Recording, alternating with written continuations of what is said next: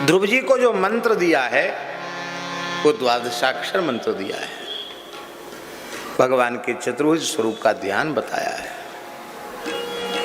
और मंत्र के संबंध में स्पष्ट कह दिया, जप्यश्च परमो गुह्यः श्रूयताम में नृपात्मज यम सप्तरात्रम प्रपठन पुमान पश्यति खेचरान।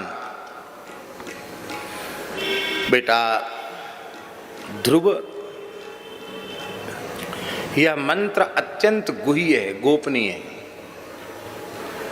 जप्यश्च ये कीर्तन का मंत्र नहीं, ये जप का मंत्र है, बहुत छिपाने योग्य मंत्र है, ये माइक पर बोलने वाला मंत्र नहीं है। जप्यश्च परमो गुह्यः, उस परम गुह्य मंत्र को सूर्यताम में नृपात्मजो, राजकुमार इसको श्रद्धापूर्वक सुनो। इसका 1 सप्ताह जप करने वाला व्यक्ति आकाशचारी सिद्धों का दर्शन करने लग जाता है। श्रद्धापूर्वक जप करो तो 1 सप्ताह में आकाश के सिद्धों का दर्शन होने लग जाए। इसी गोवर्धन की घटना है। हमारे पूज्य गुरुदेव भक्त माली जी महाराज लक्ष्मण मंदिर सब्जी मंडी में विराजते थे और उस समय गोवर्धन में एक फर्रुखाबाद जिले के एक अधिकारी थे, उनका नाम था पंडित श्री बालक राम द्विवेदी। सीओ साहब कहते थे हम लोग उनको, सीओ साहब, सीओ थे वो यहाँ रहते थे, सीओ पद पर थे। पुलिस का पद होता ना सीओ का। और वो महाराज जी के पास आते जाते थे, उनका पुत्र भी आता था।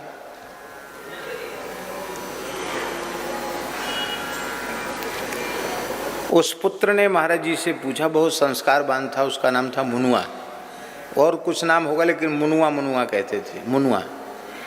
तो मुनुआ को महाराज जी से उसने कहा कि महाराज जी हमको कोई मंत्र बता दो, मैं जप करना चाहता हूँ। तो महाराज जी ने उसको द्वादशाक्षर मंत्र बताया और उसने 7 रात्रि पर्यंत उसका जप किया। दिन में भी जप करता था, मौन रहता था, रात्रि में जप करता था। इसी गिरिराज जी की बात है। तो 7 रात्रि जप से ही उस बालक को सिद्ध पुरुषों का दर्शन होने लग गया था। ये इसी गिरिराज जी की प्रत्यक्ष घटना है। और बाबा एक बात तो बड़ी आश्चर्य की बात, वो इस अनुष्ठान के बाद अपने पिता के सहित, परिवार के सहित यहीं परिक्रमा कर रहा था। परिक्रमा करते करते गिरिराज जी में कोई संत दिखाई पड़े उसको, उस बालक को, और संत दिखाई पड़े और उन संत ने, बेटा आओ, ये गया। तो उनके पिता माता ने, परिवार के लोगों ने उसको गिरिराज जी पर चढ़ते तो देखा, फिर उतरते नहीं देखा। बालक लुप्त। अभी तो स्वयं सीओ थे, पूरी छानबीन कर ली लेकिन बालक मिला ही नहीं।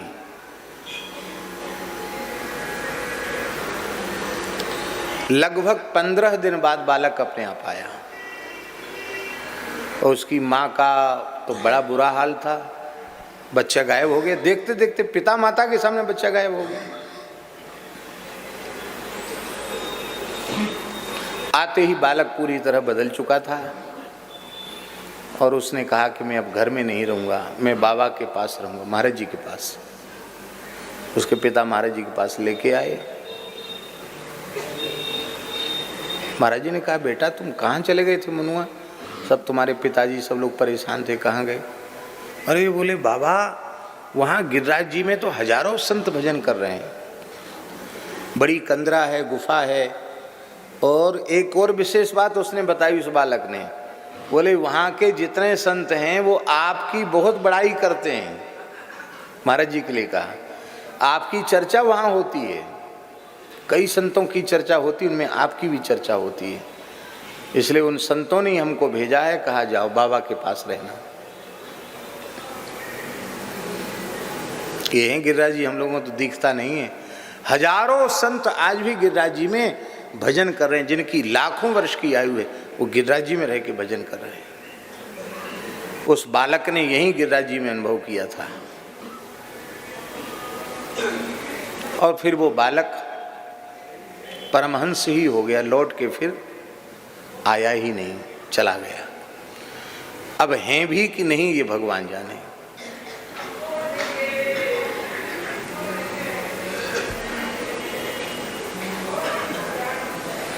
पर एक बार वे विलक्षण अवधूत के वेश में, कोई तिलक स्वरूप नहीं था, जटाजूट थे और शरीर पर ऐसे ही एक पुराना सा कंबल सा पड़ा हुआ था। एक ऐसे अवधूत के वेश में कोई संत, युवा संत आए, आकर महाराज जी को प्रणाम किया। बोले हम एकांत में आपसे कुछ बातचीत करेंगे। महाराज जी ने हमें इशारा किया, हम बाहर चले गए। फिर महाराज जी से 1 घंटे कुछ बातचीत किया होगा। बाद में महाराज जी ने उसको बिठाकर भोजन कराया। तो उन्होंने आग्रह किया कि पहले आप इसमें से कुछ पालो तब हम पाएंगे।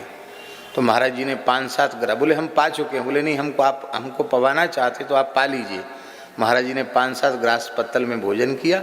उसके बाद पा करके पूरा जो शेष बचा हुआ प्रसाद था उसको पाकर वो चला गया। जब चला गया तब महाराज जी ने बताया, ये सिद्ध पुरुष मुनुआ थे, ये योग सिद्ध महापुरुष हैं, ये अपने संकल्प बल से कहीं भी चले जाते, कहीं भी आ जाते हैं। तब महाराज जी ने बताया ये सिद्ध पुरुष था। ऐसे ऐसे महापुरुष आते थे महाराज जी के निकट।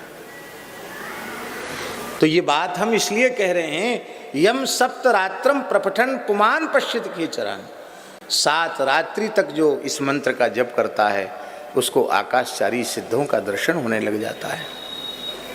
पर वर्तमान समय में हम ढोल मजीरा पर इसका कीर्तन करते हैं, कथावाचक तो जरूर करेंगे। भागवत जी में मैंने लिख रही है, जप्यश्च परमो गुह्या, स्वयं नारद जी कह रहे हैं जप का मंत्र, जप्य माने जप के योग्य, कीर्तन के योग्य नहीं है, प्रकाशित करने योग्य नहीं, परमो गुह्या, अत्यंत छिपाने के योग्य मंत्र है। अब उसको आप कहोगे किसी को मंत्र, अरे इन्होंने क्या मंत्र, वही द्वादश, ये तो हम पहले से जानते हैं, ये कौन सा मंत्र नया दे दिया। तो मंत्र के अधिक प्रकाशित होने से उसकी गरिमा महिमा अधिक सुलभ होने के कारण घट जाती है। इसलिए मंत्र गुप्त भाषणे से मंत्र शब्द निष्पन्न होता है। इसलिए मंत्र की जो शास्त्रीय मर्यादा है वो सुरक्षित रहनी चाहिए।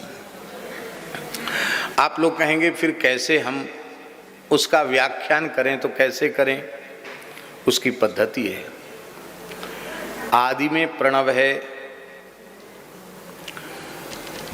तत्पश्चात नमः पद है, फिर वासुदेव शब्द से चतुर्थी का एक वचन है, प्रलय प्रणव है, फिर नमः पद है, फिर भगवत शब्द से चतुर्थी का एक वचन है, फिर वासुदेव शब्द से चतुर्थी का एक वचन है। पूरा मंत्र हो गया कि नहीं? हो गया मंत्र कि नहीं हो गया? इसके एक एक अक्षर की व्याख्या की जा सकती है बिना मंत्र का उच्चारण किए हुए। ये पद्धति है पुरानी। श्री वृंदावन बिहारी लाल की, राम कृष्ण की प्यारी गैया, सारे जग की माता है।